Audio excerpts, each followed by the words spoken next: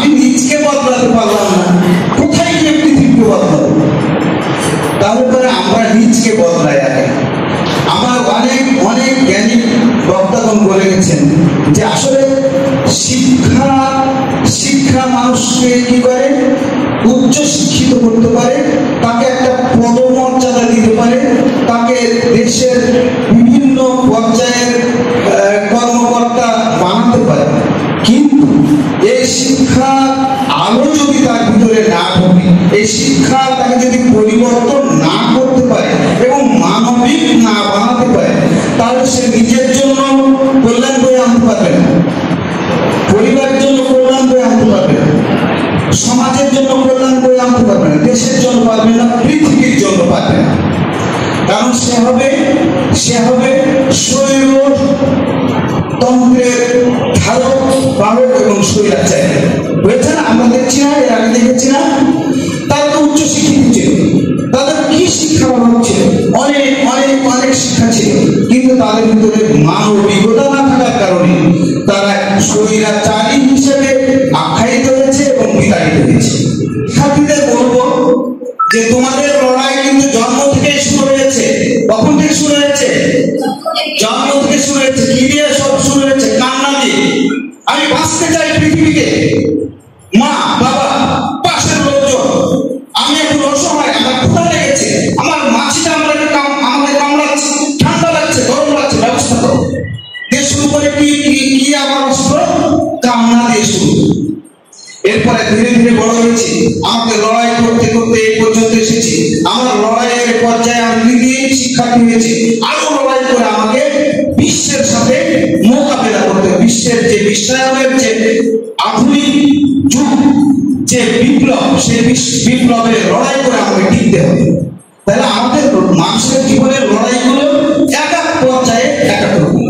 আমার প্রিয় শিক্ষার্থীদের আমি বলবো, তোমাদের লড়াই এই আস্তে আস্তে এই পর্যায়ে এসেছে। তোমাকে পরিপূর্ণতা দান করতে হলে, তোমাকে সাফল্য অর্জন করতে হলে, তোমার বাস্তব স্বপ্নকে সফল রূপ দিতে হলে তোমাকে কি করতে হবে? তোমাকে পরিমিত শ্রম দিতে হবে, তোমাকে পরিশ্রম দিতে হবে, তোমাকে সময়ের উপযোগী শ্রম দিতে হবে। বিশ্বের সাথে লড়াই করার জন্য যে পরিকল্পিত শ্রম দেওয়া দরকার, যে জ্ঞান অর্জন করা দরকার, তা করতে। যদি না করতে পারো, এখান থেকে তুমি পিছিয়ে যাবে। আর তোমাদের মাধ্যমে কি হবে? তোমাদের মাধ্যমে পরিবার, তুমি, সমাজ, দেশ উপকৃত হবে।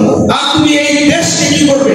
বিশ্বের সাথে তুমি লড়াই করে এই দেশকে তুমি বিশ্বের কাছে পরিচিত করবে। কি করতে পারবো আমরা? পারবো তো? এবং বিশ্বের কাছে যখন আমি পরিচিত হতে পারবো, আমার দেশকে তুলে ধরতে পারবো, তখন আমার দেশ কি হবে? উন্নত দেশ হবে, উন্নয়নশীল দেশ হবে। আমি অন্যের কাছে হাত পাতা দেশ তৈরি করতে চাই না। কি শিক্ষার্থীরা পারবো তো? পারবো তো?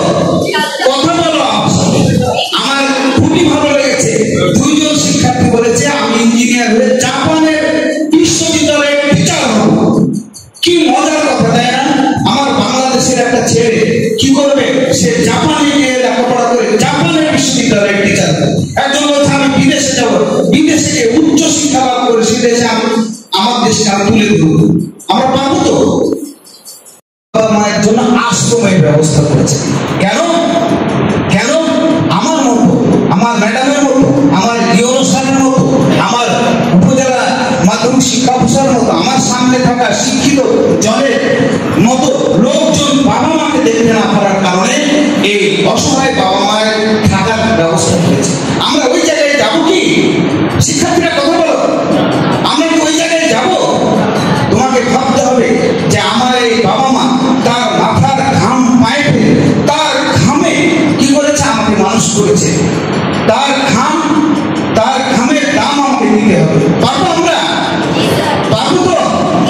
পারবো ইনশাআল্লাহ। যেন তোমরা